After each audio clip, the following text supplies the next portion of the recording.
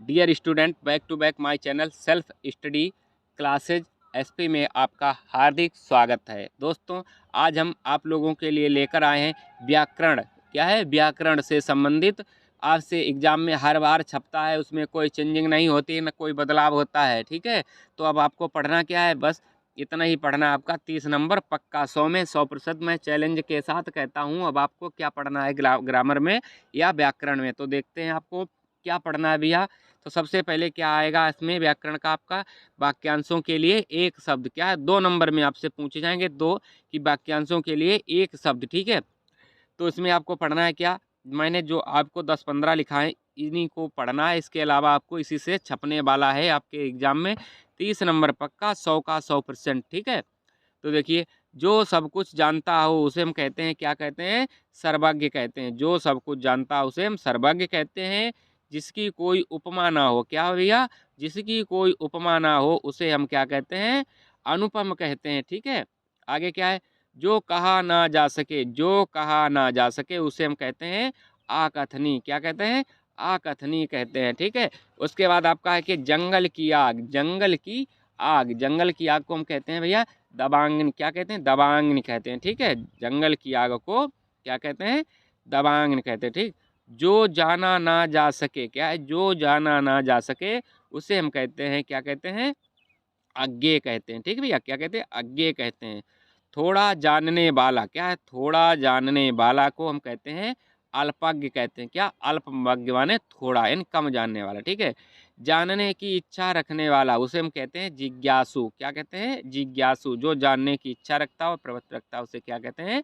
जिज्ञासु कहते हैं। आगे क्या है? जीवित रहने की प्रबल इच्छा। जो जीवित रहने की प्रबल इच्छा रखता है उसे क्या कहते हैं? जिजीविषा। क्या कहते हैं?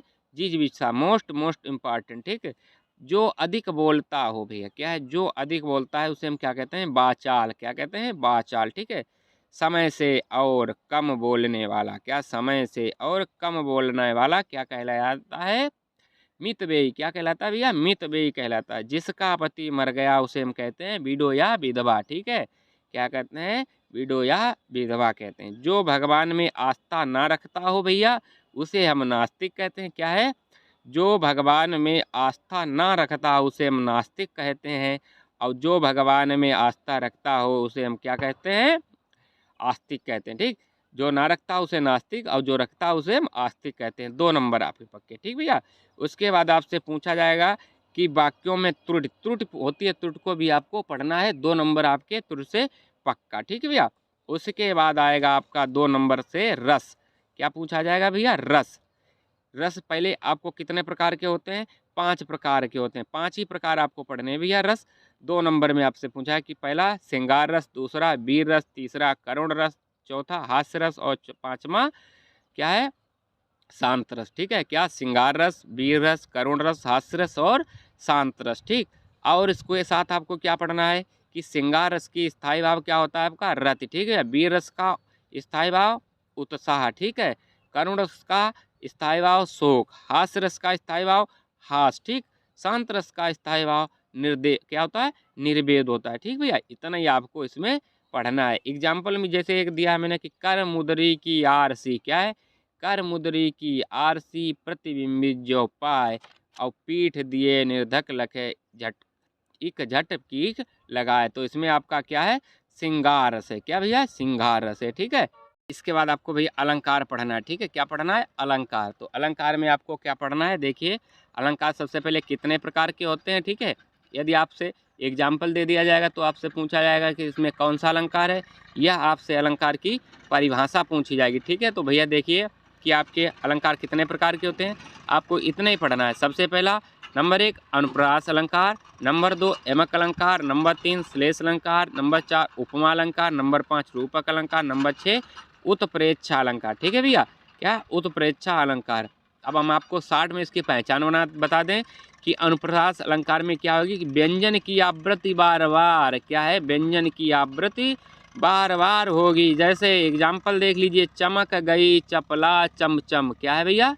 चमक गई चपला चमचम। यहाँ व्यंजन देखो चा, चा की देखिए बहुत बार आवृत्ति हुई है, 1 2 3 4। तो आपको इसी टाइप में पहचानना है कि जिसमें व्यंजन की आवृत्ति बार बार हो उसे हम अनुप्रास अलंकार कहते हैं। उसके बाद नंबर 2 भैया एमक अलंकार। क्या है? एमक अलंकार। एमक अलंकार में आपकी क्या होगी? शब्दों की आवृत्ति बार बार। क्या है?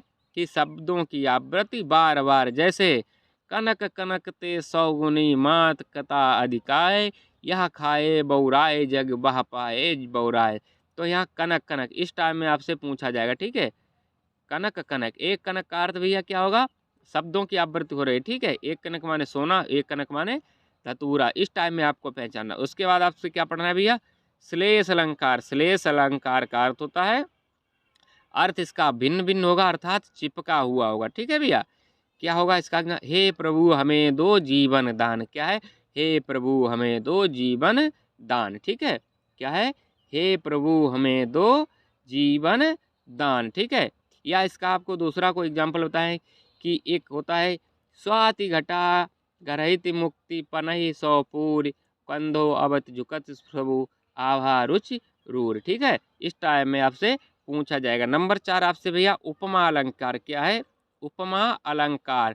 उपमा अलंकार में आपको मैं पहचान बता रहा हूँ कि सा सी समान सम सदृश। क्या? सदृश।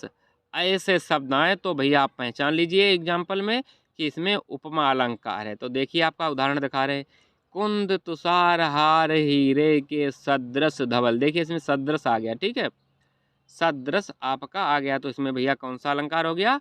उपमा अलंकार आपका हो गया। उसके बाद आपको लेके चलने भैया अगला अलंकार है रूपक अलंकार। क्या है? रूपक अलंकार को आपको किस टाइम में इसको पहचानना है? इसमें आपका क्या होगा भैया? योजक चिन्ह। इसे हम क्या बोलते हैं? योजक चिन्ह बोलते हैं। आपका जो उदाहरण दिया होगा उसमें भैया जैसे दिन और रात होता है, क्या होता है? दिन और रात, इसमें आपका जो क्या है? योजक चिन्ह से। इसी टाइम में आपका एग्जाम्पल जैसे इसमें दिया है कि राम कथा। क्या है? राम कथा सुंदर कतरानी। देखिए राम कथा में आपका क्या आ गया भैया? आ गया आपका योजक चिन्ह। ठीक, तो आपको योजक चिन्ह देखकर आपको पहचानना है कि रूपक अलंकार है। ठीक भैया, उसके बाद आपका आता है उत्प्रेक्षा अलंकार। क्या भैया? उत्प्रेक्षा अलंकार। उत्प्रेक्षा अलंकार में आपको क्या है? मोस्ट इंपॉर्टेंट जनु जानो। क्या है? जनु जानो मनु मानो जनऊ मनो आदि शब्द आए उदाहरण में, तो आपको समझ जाना है कि ये जो भैया आपका उत्प्रेक्षा अलंकार है। जैसे मानो हवा के वेग से सोता हुआ सागर जगा। ठीक है, क्या है कि मानो हवा के वेग से सोता हुआ सागर जगह, आपका मानो शब्द आ गया। ठीक भैया, इस टाइम में आपको पहचानना है कि इसमें क्या है? उत्प्रेक्षा अलंकार। ठीक है, उत्प्रेक्षा अलंकार। इसके बाद भैया आपसे पूछा जाएगा थोड़ा छंद। क्या है? छंद। ठीक, छंद आपका पूछा जाएगा 2 नंबर में, छंद या दोहा। दोहा, ठीक है, 2 नंबर में पूछा जाएगा। तो उसमें क्या होता है? जो होता है चौपाई भी पूछ देते हैं, कभी कभी कुंडलिया भी पूछ देते हैं, सोरठा भी पूछ देते हैं। तो दोहा और आपका जो है दोहा और क्या सोरठा, 2 ही चीज़ें ज़्यादा पूछी जाती हैं। तो भैया आपको मैं इसे बता दे रहे हैं कि दोहा जो होता है क्या होता है? इसके पहले क्या है? दोहा जो होता है इसके पहले और तीसरे चरण में। क्या है? पहले और तीसरे चरण में। किसमें? तीसरे चरण में 11-11 मात्राएं होती हैं। कितनी? 11-11। और दूसरे और चौथे में, दूसरे और चौथे में आपकी 13-13 मात्रा। कितनी? 13-13। ठीक भैया, और इसका अपोजिट क्या हो जाएगा? आपका सोरठा। उसके उसमें आपका पहले और तीसरे में 13-13 हो जाएंगी और दूसरे और चौथे में 11-11 मात्रा हो जाएंगी। ठीक है, यही है, और कुछ है नहीं। दोहा का आपको बताओ, 1-2 बता दें एग्जाम्पल, छोड़ो। उसके बाद आपका भैया आएगा कि पत्र लेखन 6 नंबर में। क्या है? 6 नंबर में पत्र लेखन। पत्र लिखिए 6 नंबर में। ठीक है, 6 नंबर आपके पक्का, इसमें तो आपको कोई भी नहीं, एक भी नंबर आपका काट सकता है। ठीक है, तो अब आपको पढ़ना किस पे? पत्र। नंबर 1 आपको पढ़ना है कि गंदगी और सड़कों की समस्या, इसके बारे में आपको लिखना है। ठीक है, गंदगी और सड़कों की समस्या, नंबर 1। नंबर 2 भैया आर्थिक सहायता हेतु प्रधानाचार्य को, किसको? आर्थिक सहायता हेतु प्रधानाचार्य जी को लिखना है। नंबर 3 आपको तीसरी जो पूछा जाता है पत्र लेखन या एप्लीकेशन पूछा जाता है, वो किससे पूछा जाता है?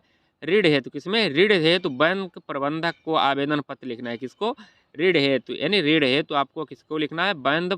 कौन है? बैंक प्रबंधक को आपको आवेदन पत्र लिखना है। और नंबर 4 आपसे पूछा जाता है कि हिंदी टंकणकर्ता, मोस्ट इम्पॉर्टेंट भैया, ये मोस्ट इम्पॉर्टेंट, आपको 4 तैयार कर लेना है, 4 ही पढ़ना है। इससे आपको 6 नंबर पक्का, इसमें कोई आपका मिटाने वाला नहीं है।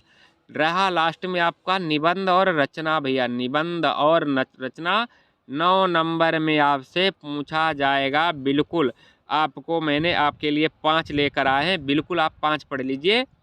इसी से आपका एक पेपर में छपेगा, कोई भी मिटाने वाला नहीं है। सबसे पहले आपको क्या पढ़ना है, प्रदूषण समस्या और समाधान। नंबर 1 आपको यह पढ़ना है प्रदूषण के बारे में, ठीक है, प्रदूषण समस्या और उसका समाधान करना, ठीक।